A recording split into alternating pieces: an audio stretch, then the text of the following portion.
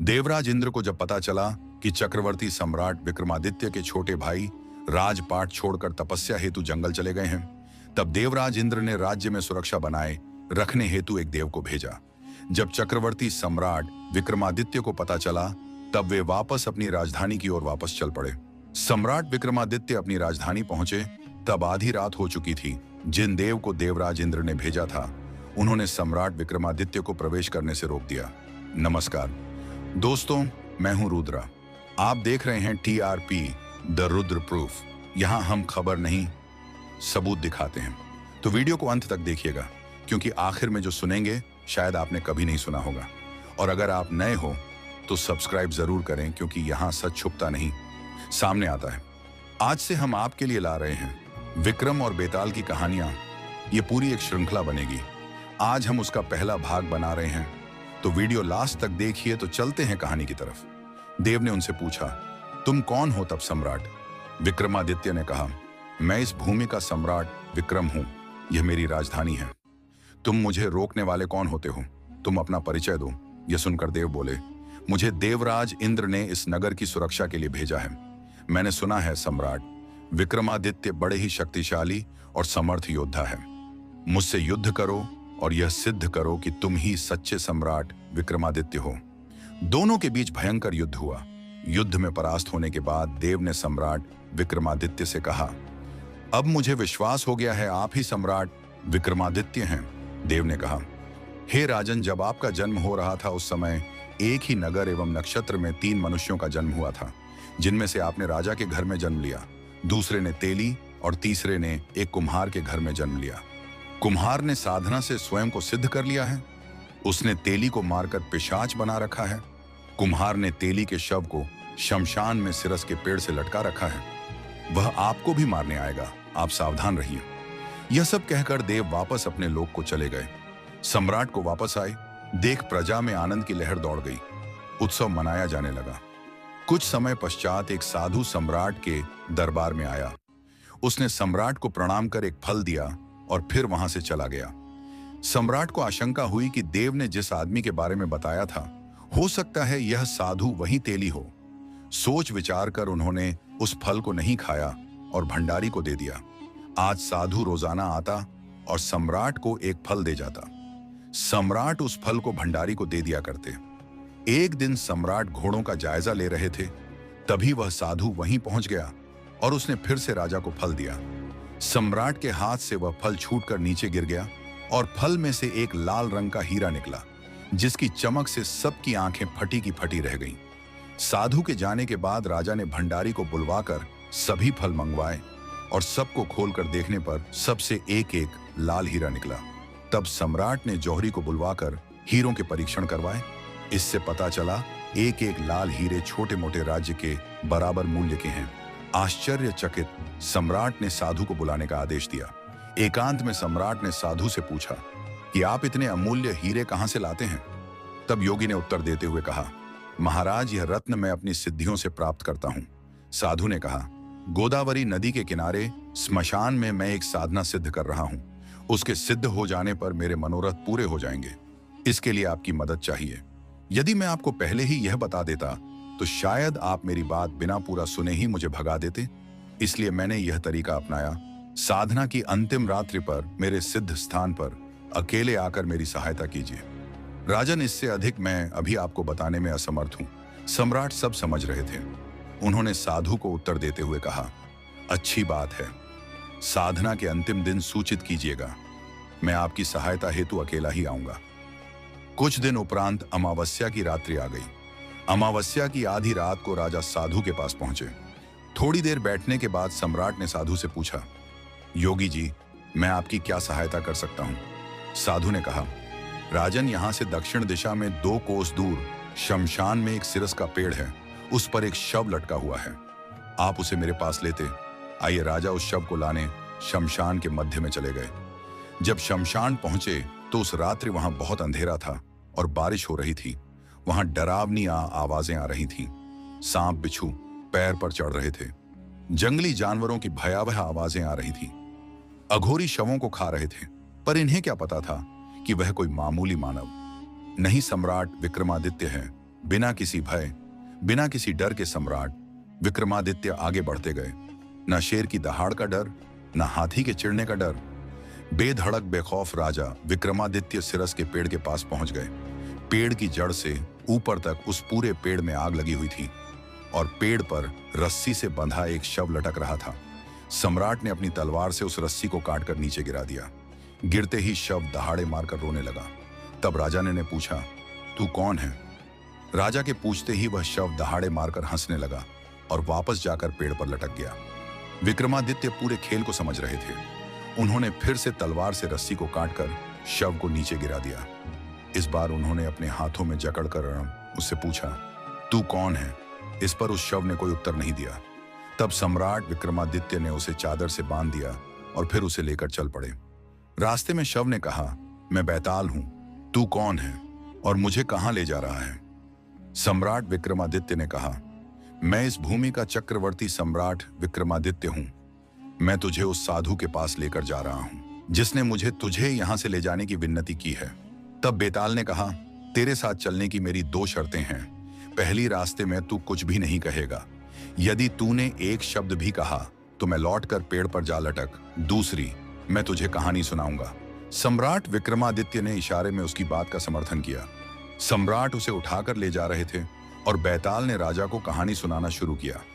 बेताल ने कहा, सुनो राजन, काशी में प्रताप मुकुट नाम का राजा राज करता था। उसके वज्र मुकुट नाम का एक बेटा था। एक दिन राजकुमार दीवान के लड़के को साथ लेकर शिकार खेलने जंगल गया। घूमते घूमते उन्हें तालाब दिखा। दोनों मित्र वहां रुक गए और तालाब के पानी में हाथ हाथ मुंह धोकर ऊपर महादेव के मंदिर दर्शन के लिए गए। घोड़ों को उन्होंने मंदिर के बाहर बांध दिया। वो मंदिर में दर्शन करके बाहर आए तो देखा कि तालाब के किनारे कोई राजकुमारी अपनी सहेलियों के साथ स्नान करने आई है।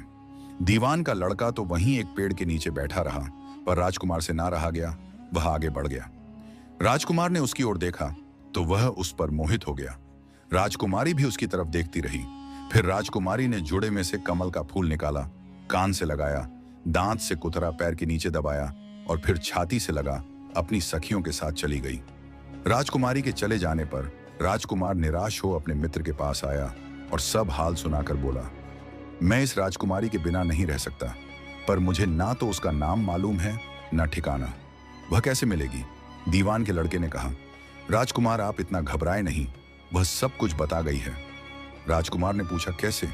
वह बोला, उसने कमल का फूल सिर से उतारकर कानों से लगाया तो उसने बताया कि मैं कर्नाटक की रहने वाली हूं। दांत से कुतरा तो उसका मतलब था कि मैं दंत बांट राजा की बेटी हूं।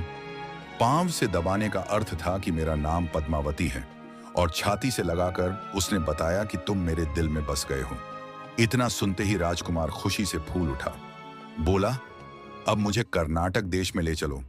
दोनों मित्र वहां से चल दिए। घूमते फिरते सैर करते दोनों कई दिन बाद उसी शहर में पहुंचे। राजा के महलों के पास गए तो एक बुढ़िया अपने द्वार पर बैठी चरखा काटती मिली। उसके पास जाकर दोनों घोड़ों से उतर पड़े और बोले, माई, हम सौदागर हैं, हमारा सामान पीछे आ रहा है, हमें रहने को थोड़ी जगह दे दो। उन दोनों की शक्ल सूरत देखकर और बात सुनकर बुढ़िया के मन में ममता उमड़ आई और बोली, बेटा, तुम्हारा घर है, जब तक जी में आए तब तक रहो। दोनों वहीं ठहर गए। दीवान के बेटे ने पूछा, माई तुम क्या करती हो? तुम्हारे घर में कौन कौन है? तुम्हारी गुजर कैसे होती है? बुढ़िया ने जवाब दिया, बेटा, मेरा लड़का राजा की चाकरी में है। मैं राजा की बेटी पद्मावती की धाय थी। बूढ़ी हो जाने के कारण अब घर में रहती हूँ। राजा खाने पीने को दे देता है। दिन में एक बार राजकुमारी को देखने महल में चली जाती हूँ। राजकुमार ने बुढ़िया को कुछ धन दिया और कहा, माई, कल तुम वहां जाओ तो राजकुमारी से कह देना कि जेठ सुधी पंचमी को तुम्हें तालाब पर जो राजकुमार मिला था वह आ गया है। अगले दिन जब बुढ़िया राजमहल गई तो उसने राजकुमार का संदेशा उसे दे दिया। सुनते ही राजकुमारी ने गुस्सा होकर हाथों में चंदन लगाकर उसके गाल पर तमाचा मारा और कहा, निकल यहां से। बुढ़िया ने घर आकर सब हाल राजकुमार को कह सुनाया। राजकुमार हक्का बक्का रह गया और राजकुमार के मित्र ने कहा, राजकुमार, आप घबराए नहीं, उसकी बातों को समझें। उसने 10 उंगलियां सफेद चंदन में मारी। इससे उसका मतलब यह है कि अभी 10 रोज चांदनी के हैं। उनके बीतने पर मैं अंधेरी रात में मिलूंगी। 10 दिन के बाद बुढ़िया ने फिर राजकुमारी को खबर दी। इस बार राजकुमारी ने उसे फटकार कर पश्चिम की खिड़की से बाहर निकाल दिया। उसने आकर राजकुमार को बता दिया। सुनकर दीवान का लड़का बोला, मित्र, उसने आज रात को तुम्हें उस खिड़की की राह बुलाया है। हमारे खुशी के राजकुमार उछल पड़ा। समय आने पर उसने बुढ़िया की पोशाक पहनी, इत्र लगाया, हथियार बांधे। दोपहर रात बीतने पर वह महल में जा पहुंचा और खिड़की में से होकर अंदर पहुंच गया। राजकुमारी वहां तैयार खड़ी थी। वह उसे भीतर ले गई। रात भर राजकुमार राजकुमारी के साथ रहा। जैसे ही दिन निकलने को आया कि उसने उसे छिपा दिया। रात को फिर बाहर निकाल लिया। इस तरह कई दिन बीत गए। अचानक एक दिन राजकुमार को अपने मित्र की याद आई। उसे चिंता हुई कि पता नहीं उसका क्या हुआ होगा। उदास देखकर राजकुमारी ने कारण पूछा तो उसने बता दिया। बोला, वह मेरा बड़ा प्यारा दोस्त है, बड़ा चतुर है। उसकी होशियारी ही से तो तुम मिली हो। राजकुमारी ने कहा, मैं उसके लिए बढ़िया बढ़िया भोजन बनवाऊं। तुम उसे खिलाकर तसल्ली देकर लौट आना। खाना साथ में लेकर राजकुमार अपने मित्र के पास पहुंचा। वे महीने भर से मिले नहीं थे। राजकुमार ने मिलने पर सारा हाल सुनाकर कहा कि राजकुमारी को मैंने तुम्हारी चतुराई की सारी बातें बता दी हैं, तभी तो उसने यह भोजन बनाकर भेजा है। दीवान का लड़का सोच में पड़ गया। उसने कहा, यह तुमने अच्छा नहीं किया। राजकुमारी समझ गई है कि जब तक मैं हूं वह तुम्हें अपने बस में नहीं रख सकती, इसीलिए उसने इस खाने में जहर मिलाकर भेजा है। यह कहकर दीवान के लड़के ने थाली में से एक लड्डू उठाकर कुत्ते के आगे डाल दिया। खाते ही कुत्ता मर गया। राजकुमार के क्रोध की सीमा ना रही। राजकुमार ने कहा, ऐसी स्त्री से भगवान बचाए, मैं अब उसके पास नहीं जाऊंगा। दीवान का बेटा बोला, नहीं, अब ऐसा उपाय करना चाहिए जिससे हम उसे घर ले चलें। आज रात को तुम वहां जाओ। जब राजकुमारी सो जाए तो उसकी बाईं जांघ पर त्रिशूल का निशान बनाकर उसके गहने लेकर चले आना। राजकुमार ने ऐसा ही किया। उसके आने पर दीवान का बेटा उसे साथ लेकर योगी का भेष बना मरघट में जा बैठा और राजकुमार से कहा कि तुम ये गहने लेकर बाजार में बेच आओ। कोई पकड़े तो कह देना कि मेरे गुरु के पास चलो और उसे यहां ले आना। राजकुमार गहने लेकर शहर गया और महल के पास एक सुनार को उन्हें दिखाया। गहने देखते ही सुनार ने उन्हें पहचान लिया और कोतवाल के पास ले गया। कोतवाल ने पूछा तो उसने कह दिया कि ये मेरे गुरु ने मुझे दिए हैं। गुरु को भी पकड़वा लिया गया। सब राजा के सामने पहुंचे। राजा ने पूछा, योगी महाराज, ये गहने आपको कहां से मिले? योगी बने दीवान के बेटे ने कहा, महाराज, मैं शमशान में काली चौदस को डाकिनी मंत्र सिद्ध कर रहा था कि डाकिनी आई। मैंने उसके गहने उतार लिए और उसकी बाईं जांघ में त्रिशूल का निशान बना दिया। सुनते ही राजा दौड़कर महल में गया और उसने रानी से कहा कि पद्मावती की बाईं जांघ पर देखो कि त्रिशूल का निशान तो नहीं है। रानी ने देखा तो सही में निशान था। राजा को बड़ा दुख हुआ। बाहर आकर वह योगी को एक ओर ले जाकर बोला, महाराज, धर्म शास्त्र में खोटी स्त्रियों के लिए क्या दंड है? योगी ने जवाब दिया, राजन ब्राह्मण गौ स्त्री लड़का और अपने आश्रय में रहने वाले से कोई खोटा काम हो जाए तो उसे देश निकाला दे देना चाहिए।